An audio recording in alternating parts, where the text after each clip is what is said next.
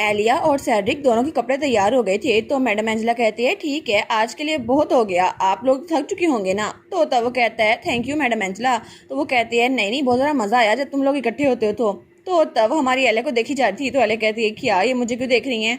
वो कहती है मुझे माफ़ कर दे मिस एलिया, लेकिन मैंने सुना था सर सैड्रिक किसी ऐसी शादी कर रहे हैं जिसे वो प्यार करते हैं, तो मैं काफ़ी ज़्यादा फैसिनेट हो गई थी, इसलिए मेरी नज़रें आपकी तरफ ही जाती हैं। वो कहती है अच्छा। तो वो कहती है लेकिन अगर मैं आपसे एक सवाल पूछूं तो क्या ये ठीक रहेगा। वो कहती है जी जी ठीक रहेगा। वो कहती है मिस एलिया आपको सर सैटरडे के बारे में क्या पसंद था। तो एलिया कहती है क्या। वो सोचती है आखिर ये क्यों पूछ रही है, लेकिन तभी दोनों शर्मा जाते हैं। तो वो कहती है वेल वो बहुत ज़रा काइंड और कूल है ना इसीलिए। तो मैडम एंजेला स्माइल कर कहती है अच्छा अच्छा मैंने भी यही सोचा था, तो आपके बारे में क्या सर सैटरडे। तो हमारी सोचती है मुझे आंसर नहीं देना चाहिए था, तो मैं बहुत ज़्यादा एम्बेरस हो गई हूँ। तो वो कहता है वेल मुझे एलिया की ये बात बहुत ज़्यादा पसंद है कि वो दूसरों को पहले कंसिडर करती है और उनको समझने की कोशिश करती है, और ये फैक्ट कि वो हमेशा बिना किसी हिचकिचाहट के दूसरों की तरफ बढ़ती है ताकि उनकी हेल्प कर सके, और उस वक्त वो बहुत ज़्यादा खूबसूरत लगती है। तो वो कहती है क्या। तो पीछे से उसकी मेट भी कहती है वाओ सर सैड्रिक आप तो मैडम एलिया को बहुत ज़्यादा पसंद करते हैं। वो कहता है जब मैंने उसकी ये वाली साइड देखी ना तो मैं उसके प्यार में पड़ गया। तो हमारी कहती है क्या।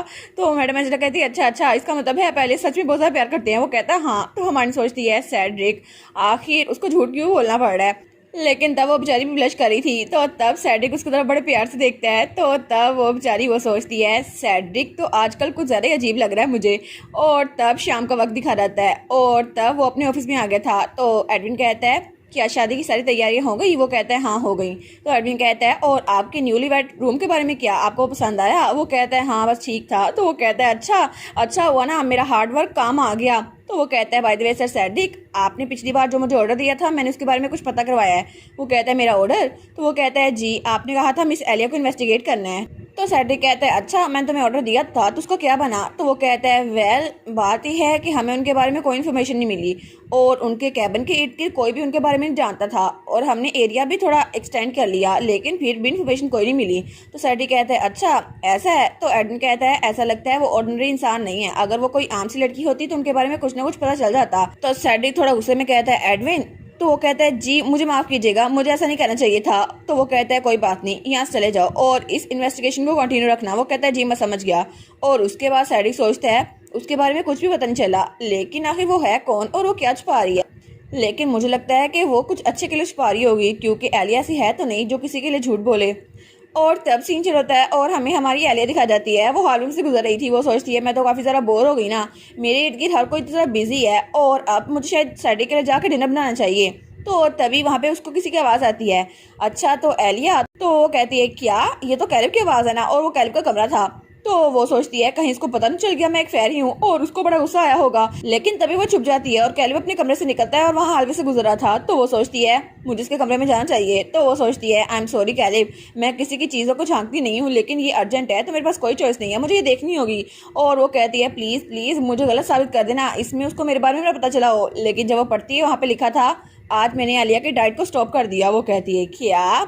और वहाँ पे लिखा था ये बहुत ज़्यादा जल्दी है ना, लेकिन फिर भी मैं चाहता हूँ कि एलिया भूखी ना रहे, डाइट के चक्रों में वो अपनी सेहत को ख़राब ना कर ले, इसलिए मैं चाहता हूँ कि वो बिल्कुल अच्छे से खाती रहे। तो वो सोचती है क्या उसको मेरे बारे में फिक्र हो रही थी इसलिए यहाँ पर लिखा है। और वो सोचती है जैसे ही मुझे कहा गया था ना कि वेडिंग ड्रेस के लिए मुझे अपना वेट लूज करना है तो मैंने डाइटिंग करने का प्लान किया, लेकिन सैड्रिक और कैलिब दोनों ने कहा ये डेंजरस है और डाइटिंग डेंजरस है तुम ये नहीं कर सकती, और इस तरह मुझे डिलीशियस खाने खिलाते रहे। लेकिन यहाँ पे तो और भी पेजेस हैं, शायद मुझे देखना चाहिए। और तब कैलिब ने बहुत सारी चीजें लिखी हुई थी उसके बारे में। वो सोचती है कैलिब तो बहुत ज्यादा क्यूट है ना, जब मैं उससे मिलूंगी ना उसे गले लगाऊंगी। और अगले पेज में उसने लिखा हुआ था कि जब उन दोनों ने इकट्ठे खाना बनाया था और उसके बाद जब तीनों ने इकट्ठे स्टार्स देखे थे।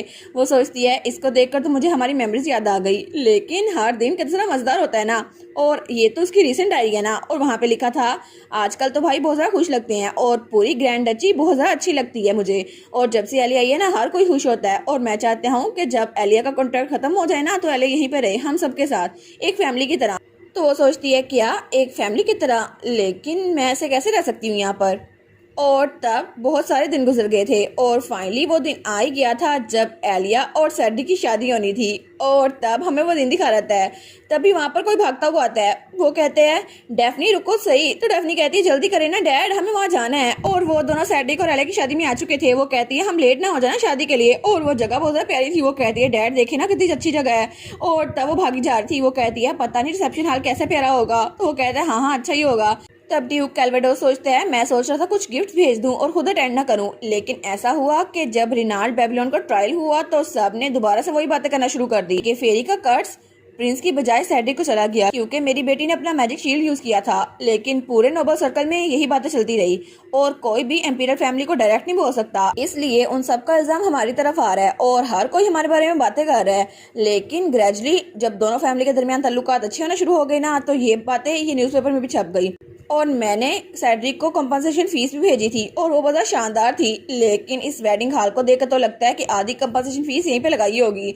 लेकिन वो सोचता है ठीक है अब इतना भी ऑकवर्ड नहीं होना मुझे, और वो सोचता है हालांकि वो वाकया मेरी वजह से हुआ था, लेकिन कितना ऑकवर्ड लग रहा है कि ना मैं इस शादी पर आया हूँ। और तब डेफनी कहती है जल्दी करें ना, और वो सोचता है डेफनी को भी इन्विटेशन मिला था और मेरे पास कोई चॉइस नहीं थी अपनी बेटी को यहाँ पे लेके आने के बजाय। और वो सोचता है लेकिन एलिया और डेफनी इतनी ज़्यादा करीब कैसे हो गए। और तभी डेफनी को याद आता है जब वो जंगल में से जा रही थी तो तब कैलिब उसके पास आया था। वो कहता है तुम तो बिल्कुल शेमलेस हो। वो कहती है क्या मैं क्या हूँ? तो कैलिब कहता है मैं तुमसे बात कर रहा हूँ। तो डेफनी कहती है लेकिन तुम मुझे ये क्यों कह रहे हो? वो कहता है और किससे मैं बात कर रहा हूँ? तुम्हें कह रहा हूँ तुम शेमलेस हो। तो डेफनी कहती है तुम्हें नहीं लगता तुम लाइन क्रॉस कर रहे हो? मुझसे ये बात क्यों कर रहे हो? तो कैलिब कहता है तुम क्यों पूछ रही हो? क्योंकि तुमने मेरे भाई को कर्ज दिया था, सिर्फ तुम्हारी वजह से मेरे भाई की तरफ कर्ज ट्रांसफर हो गया।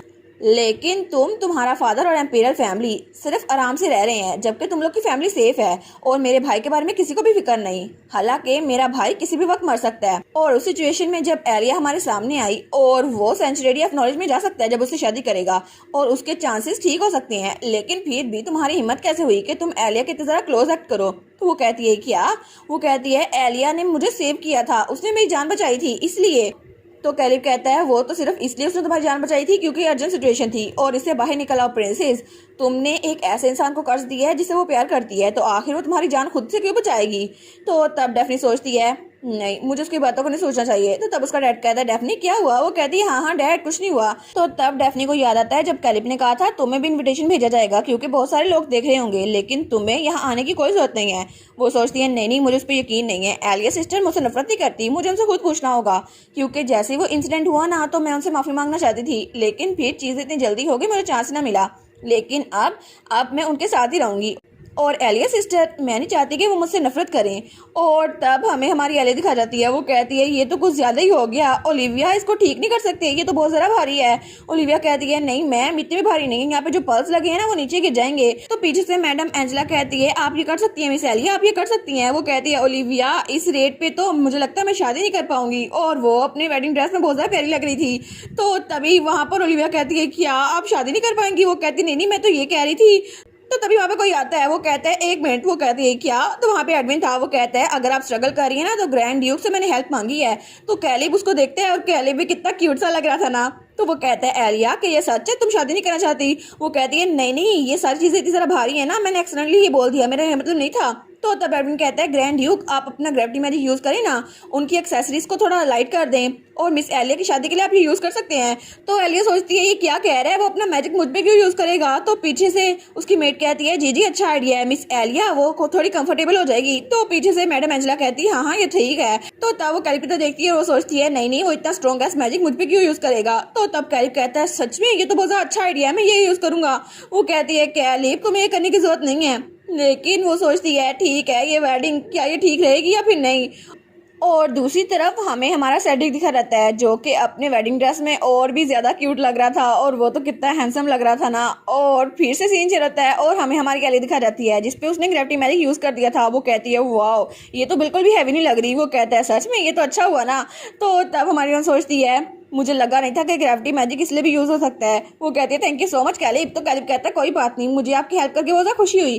तो फिर आज आप सच में शादी कर रही है ना? वो कहती है हाँ मैं कर रही हूँ, मैं मजाक कर रही थी। तो तब कैलिब कहता है एलिया? वो कहती है हाँ क्या हुआ? तो उसका हाथ पकड़ कहता है आपसे अगर भाई ने आपसे कुछ भी कहा ना तो मुझे बताइएगा, मैं उनको डांटूंगा। तो वो कहती है सच में? फिर तो मैं तुम पर भरोसा करती हूँ। वो कहता है इसलिए मैं पूरी उम्मीद करता हूँ कि हम तीनों हमेशा खुश रहेंगे ग्रैंड डची में हमेशा के लिए। वो कहती है क्या? वो सोचती है सब लोग देख रहे हैं ना शायद इसलिए ये कह रहा है, तो फिर मुझे भी कहना चाहिए। वो कहती है ठीक है हम लोग इकट्ठे रहेंगे ग्रैंड डची में, ठीक है? वो कहता है हाँ ठीक है तो हम लोग चलें? वो कहती है हाँ। और उसके बाद हमें वेडिंग हॉल का सीन दिखा रहता है जहाँ पे हमारा सेड्रिक खड़ा हुआ था। तो सारी लड़कियां उसको देखती हैं, वो सोचती हैं जैसे हमने सोचा था ये तो बहुत ही ज़्यादा हैंडसम है और सेड्रिक तो बहुत ज़्यादा प्यारा लग रहा था। तो वो कहती है मुझे यकीन नहीं होता कि सच में इसकी शादी हो रही है, लेकिन जो न्यूज़पेपर में आर्टिकल आया था वो ज़रूर सच होगा। बहुत सारी लड़कियों ने इसकी तरफ अप्रोच किया, लेकिन सबको डर था कि इसका कर्ज उन तक न फैल जाए, लेकिन शायद उस कॉमन लड़की को इसका डर नहीं था। और तभी वहाँ पर दरवाजे के पीछे हमारी एलिया और कैलिब थे। तो तब एडन कहता है ठीक है, तो ब्राइट एलिया आ रही हैं और तभी दरवाज़ा खुलता है और हमारी एलिया और कैलिब इकट्ठे आते हैं और कितने क्यूट थे। और तभी सैडिक उसको देखते हैं तो देखते ही रह जाता है। तो सब लोग वो कहते हैं ओ माय गॉड, सच में ये लड़की तो बिल्कुल एक फेरी की तरह लग रही है। और तब सैडिक तो बहुत ज़्यादा शौक से उसको देख रहा था और फिर दूसरी तरफ हमारा कैली वो भी बड़े प्यार से देख रहा था। तो तब सैडिक हाथ आगे बढ़ाता है और एलिया उसके हाथ पे हाथ रखती है। वो कहती है फाइनली हम लोग शादी कर रहे हैं ना। तो सैडिक कहता है हाँ बिल्कुल। तो वो कहती है सैडिक, वो कहता है हाँ हाँ हाँ मैं बिल्कुल सही कह रहा हूँ। तब सैडिक कहता है तुमने बहुत ज़्यादा मेहनत की है एलिया। वो कहती है फिक्र ना करो, तुमने भी ज़रा मेहनत की है, लेकिन वो सोचती है अब सब कुछ ठीक हो जाएगा है ना, हम सेंचुरी ऑफ नॉलेज में जा सकते हैं, फिर शायद वहाँ पे मुझे अपनी मेमोरीज के बारे में भी कुछ पता चल जाए और फिर मैं इसका कर्ज का भी इलाज कर दूंगी, ठीक है। तो तब कैलिब तो बहुत ज़्यादा खुश था। वो सोचती है कैलिब मैं और सैडिक हमेशा खुश रहेंगे। और तभी वो प्रीस के पास आते हैं और तब वो सोचती है हालांकि मैं इन लोग के साथ हमेशा के लिए रहने वाली, लेकिन फिर भी मैं बहुत ज़्यादा खुश हूँ कि मेरे पास इनकी मेमोरीज है। और वो सोचती है मुझे तो इस बात की बहुत ज़्यादा खुशी हो रही है कि अभी तक इनको ये नहीं पता चला कि मैं एक फेरी हूँ। तो जब सैडिक उसको देखते हैं तो एलिया थोड़ी सी सैड लग रही थी। वो सोचता है एलिया तो बिल्कुल भी खुश नहीं लग रही। तो तभी एडन कहता है ठीक है, फिनाले के तौर पर ग्रूम और ब्राइड मैरिड कपल के तौर पे अपना फर्स्ट स्टेप लेंगे और हम लोग इनको बेस्ट ऑफ लक कहेंगे। तो वो लोग वहां से जा रहे थे तो हमारी सोचती है हमने तो प्रोसीजर को बहुत जल्दी स्किप कर दिया, अच्छा हुआ ना। तो तब सैड्रिक कहता है एलिया तुम ठीक तो हो ना। वो कहती है हाँ मैं ठीक हूँ। तो सैड्रिक कहता है लेकिन तुम ठीक नहीं लग रही। वो कहती है क्योंकि वो स्पीच इतनी ज़्यादा लंबी थी ना और वो तो 20 मिनट की स्पीच थी। वो कहता है हाँ हाँ मैं उसकी बात नहीं कर रहा, लेकिन कुछ नहीं। और सब लोग उनके लिए क्लैपिंग कर रहे थे। तो हमारी कहती है ठीक है, तो क्या हम लोग चलें और हमें जल्दी से तुम्हारे घर से छुटकारा सा करना है और फिर तुम डिलीशियस चीज़ें खा सकते हो। वो कहते हैं ऑल राइट। और उसके बाद वो लोग इकट्ठे वहाँ से जाने लगे थे, लेकिन तभी वहाँ पे दरवाज़ा खुलता है और कोई वहाँ पर आता है और तब माहौल बहुत ज़्यादा टेंस हो गया था। तो दोनों वहाँ पर देखते हैं। वो कहते हैं क्या ये कौन है, लेकिन वो जो कोई भी था जब वो आगे बढ़ता है तो कैलिब कहता है क्या ये तो हर मैजेस्टी का पर्सनल असिस्टेंट है ना, ये तो एम्प्रेस का साथी है, लेकिन यहाँ पर क्या कर रहा है। तो हमारी सोचती है आखिर ये यहाँ पर क्यों आया है।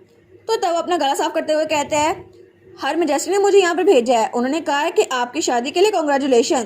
उन्होंने कहा है कि मैं सैड्रिक और मिस एलिया को उनकी शादी के लिए कॉन्ग्रेचुलेशन कहती हूँ, लेकिन मैं यहाँ पर खुद नहीं आ पाई क्योंकि मुझे बहुत ज़्यादा अफसोस हो रहा है कि मैं एम्पीरियल अफेयर्स में बहुत ज़्यादा बिजी हूँ। फिर भी अनफॉर्चुनेटली मुझे आप लोग को एक बैड न्यूज़ सुनानी है। और उसके बाद वो कहता है हमें सेंचुरी ऑफ नॉलेज में एक इंट्रूडर के ट्रेसेस मिले हैं। तो वो सोचती है कि यार ये क्या नॉनसेंस है। तो एम्प्रेस का साथी कहता है जो आदमी वहाँ पर आया था सेंचुरी ऑफ नॉलेज में उसको एम्पायर में रजिस्टर नहीं किया गया, इसीलिए हमें उसे ट्रैक करना है। इसलिए एम्पीरियल पैलेस ने डिसाइड किया है कि वो सेंचुरी ऑफ नॉलेज को कुछ टाइम के लिए बंद कर देंगे। तो वो लोग कहते हैं क्या अगर सेंचुरी ऑफ नॉलेज को बंद कर देंगे तो शादी का फायदा क्या, क्योंकि हमें तो वहीं पर जाना था ना। और इसी के साथ ये वाला पार्ट यहीं पर ख़त्म। तो आप लोग बताइएगा आप लोग को ये पार्ट कैसा लगा और वीडियो को लाइक और चैनल को सब्सक्राइब लाजमी कीजिएगा। बाकी वीडियोस का लिंक भी स्क्रीन पर नज़र आ रहा होगा तो काइंडली उनको भी चेकआउट कर लें। और thank you so much for watching my videos. Stay safe, bye bye.